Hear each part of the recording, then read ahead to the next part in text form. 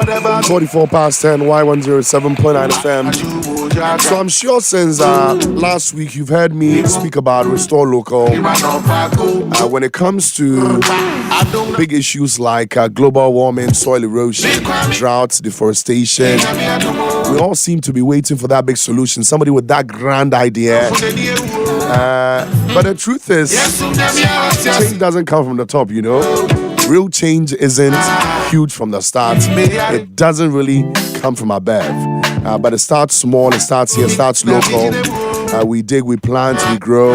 Some might actually say local is small, but in my opinion, local isn't just here, it's wherever you are. You can be in America and be local, you know? Your local is your space. Local is actually, in this context, that farmer inside Orurachum village, inside Chebi, planting hope with every seed. Local is in our hands. Please restore local. And by chance you want to really find out more about this, I'm joined this morning by one of our local champions. Now, when we say local champions, the idea that crosses people's minds are people where they local, they know if you go international. But hear this.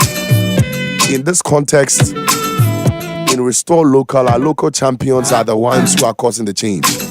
You and I talk about the very many ways of fighting against deforestation and restoring our local belt, our local green belt. But then who really takes off the suit to actually go to the field to plant the trees? Definitely not you and I. But the ones who are actually going to the field to plant the trees are the ones we call the local champions. So I'm joined this morning by Dr Eva Mmah Agana. She's with Talmond Limited. She's a sustainability manager and a local champion. Good morning and welcome to Wife and Dr. Eva. Good to have you here. Good morning, and thank you for having me, and good morning to your listeners as well. Lovely. So I was told at the launch event we had at Chebi, you were there. Yes, I was. Yes, it was a beautiful event, right? It was. Yes, great. For the sake of people who don't really know much about Restore Local, what is it about? So, Restore Local is basically an initiative that tries to empower local actors to take up restoration at their local environment.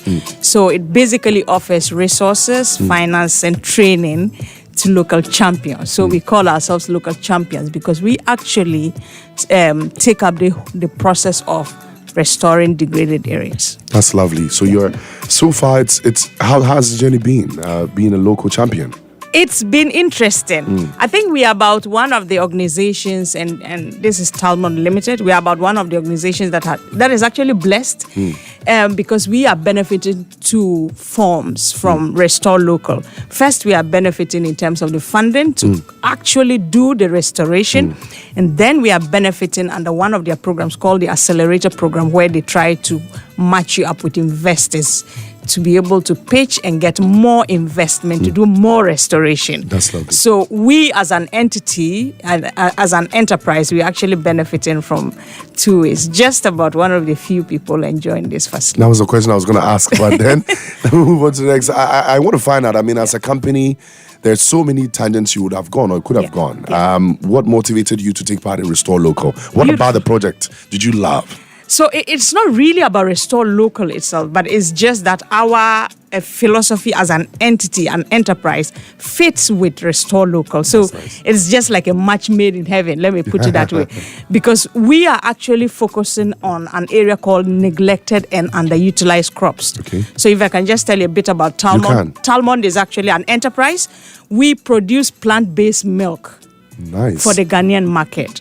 We use abrofun-katie to make milk. So we have local tropical almond milk. So that's where the Talmond is from. Exactly, tropical almond. Exactly. So that is what we do. And if you are familiar with the abrofun-katie tree, a lot of it has been cut down because it's underutilized. Nobody even sees it as of economic value. Listen, back then, growing up in Kumasi, we would attack the trees after school, but the kids don't even do that no more. Exactly, because it tells you how much of a neglected situation that is. Thank you.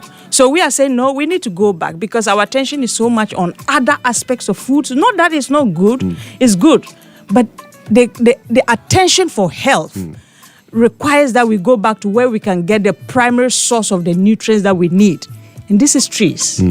It's not in animals. It's in the earth crust. And the primary source is the trees. So we are using Abrafonkatia to make milk and other products. And so we started planting Abrafonkatia with local farmers in the Volta region, in the Eastern region, and then in the Ahafo region. And that is how we got in touch with Restore Local, because our objectives kind of met. So they came on board to support us, scale up the activity. Because with planting Abrafonkatia, it does three things.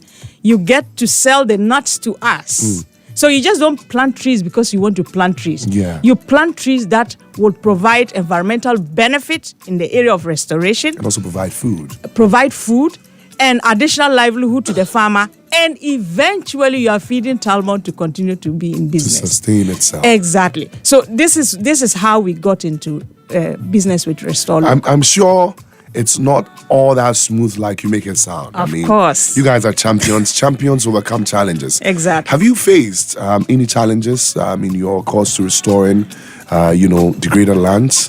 Obviously. The first thing being that we are in an area that is not actually considered as of economic value.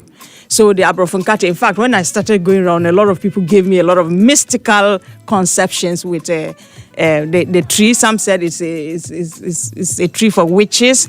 Some said it doesn't promote prosperity. So there are a lot of things that people have misconceptions with the tree. So even that one alone, to begin to disabuse that mentality in itself is not easy. Then you have the weather issues. We started planting trees, almost 40,000 trees planted across these regions I've mentioned. And then there was the drought which hit. Wow. And that was a big challenge. It's a national disaster. It's a disaster. So we now have to start thinking about replanting all of these seedlings that we lost. But hey, that is what it comes with the job. So yes, it's not a smooth sailing agenda as we always put it. But the passion is there, the drive is there, the desire to make the change is there. So we continue to push forward. Lovely. Aside Abrafonkatia, you grow other trees? For now, we are our main focus is Abrafonkatia and Fonio because come back to the point. Yeah. We are more on the neglected and underutilized crops. So Fonio is more of a shrub in the north.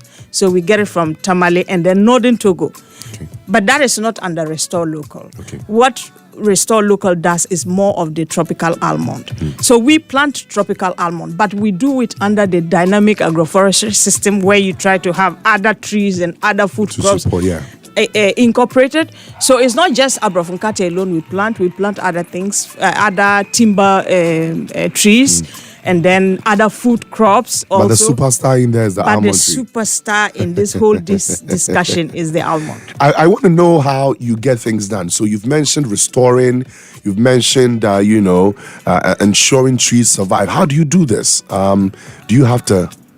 So survival in itself is very interesting, and that is one of the areas of support we are getting from Restore Local because they are supporting us to be able to not just ensure survival but monitor survival. So beyond just planting the tree is actually making sure that the tree is standing and growing well.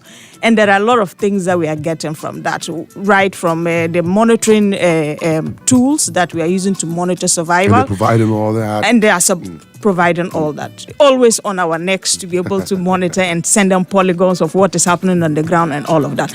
And then there are also other things that they try to support us with. For instance, some people, some champions, and mind you, I'm not the only champion. We are a number of others. So some champions also benefit from other support facilities like supported watering irrigation systems. We don't have depending that. On the region they are in. Depending on the region. For us, we are working with a drought-resistant tree that is able to do well. Once it takes roots, it's good. It's good. It doesn't require much to grow. So the monitoring is key. The training to keep it is key. How to measure its growth and other things is what we also get. That's important as well. Yeah. I mean, your company Talmond obviously has been in business for a while, but since you've been a part of Restore Local, has your experience with them changed your perspective on conservation? Some way, somehow? Yes. We used to think that conservation and restoration is for the foresters. True. It's like this specialized field for specialized persons, but I've come to understand that restoration, conservation is for everybody. Once you breed, Once you eat, once you are on this earth, it is your duty. You are part of the Restore Local. So it is not just for certain persons, as we used to think they are good because they provide us the technical expertise. But when it comes to the real work, everybody is part of it. So it's not just for you. Once you eat, you can. It's a duty we need to pick on ourselves. Like it lies on us to do it. Yeah, because at the end of the day, you need the air. If you have trees in your house, your air automatically becomes cleaner because it gives you very fresh oxygen. Anytime I'm in Volta region, I love it because the air there is different. It's just true. different. That's very true. So that's very true. Trees in itself is a beautiful thing. We just need to grow trees, regardless of who you are. It's non-negotiable. Exactly. You know, it's a duty upon you once you're human, once you consume food, once you breathe the air we breathe. You need to be a local champion restoring, our land and our trees. Yeah. Now, so at the launch, under the auspices of the King of Abuakwa, Achime Abuakwa, yes, Amweti of Forepenyin, I saw reps from the Forestry Commission, reps from the government institutions that were involved. You have been on the field doing the work. Yes. I'm sure there's enough help, but there's nothing like extra help, being rejected in processes like this. How do you think the government or other stakeholders listening now, because we're on radio, people are listening. Yes. How can they support? If somebody listening is interested in getting on board, who do they go to? How do they get in touch? What kind of support do you need right now? So these are two things you've asked me. First is the government area and then anybody else interested. So let's take them one by one. Yes. For me, the government part, I think the very first thing is the ownership of the tree. One thing that farmers are very apprehensive about is they will tell you, I cannot grow the tree.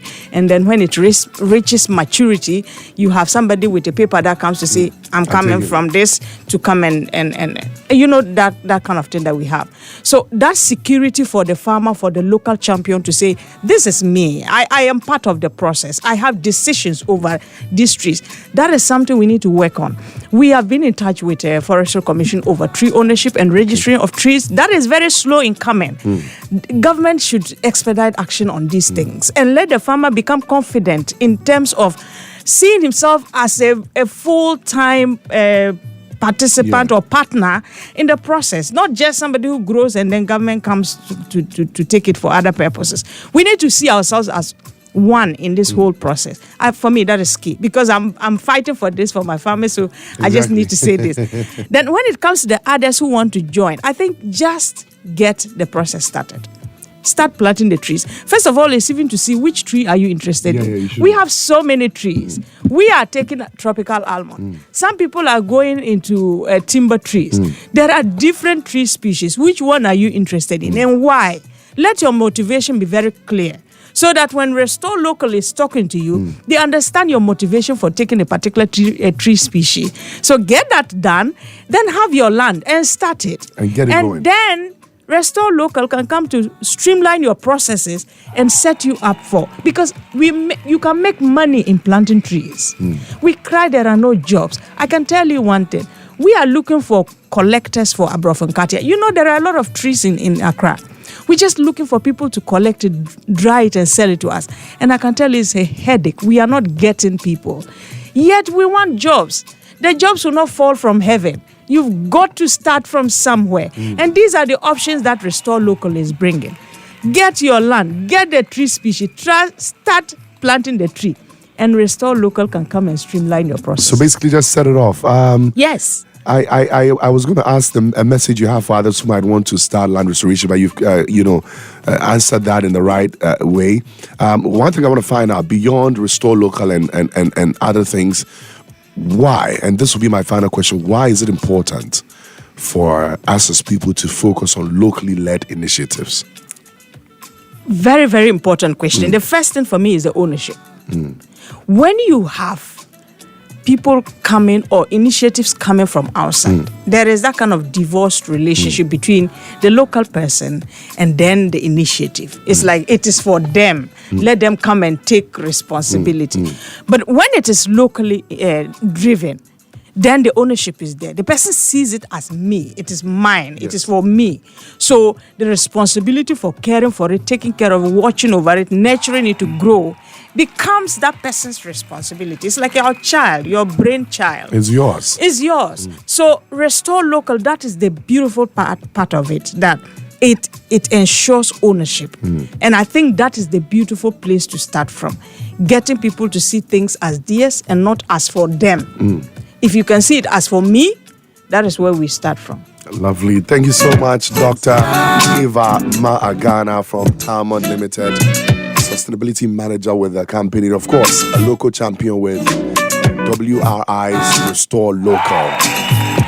Here, it's an initiative I support. I personally am very, very passionate about, our environment, our lands. And so I'm a local champion in this space, creating awareness about, the need for us to restore local. I support this initiative. We are out there in your own local way, find a way to restore our land, our degraded lands, our trees, our local belt, our local green belts. Let's plant more trees, feed ourselves, sustain our environment, and keep ourselves alive by restoring local. 11 on the dot, we're going to leave it to my man DJ Ganj to share us with some good music. It's Friday, man. Why not?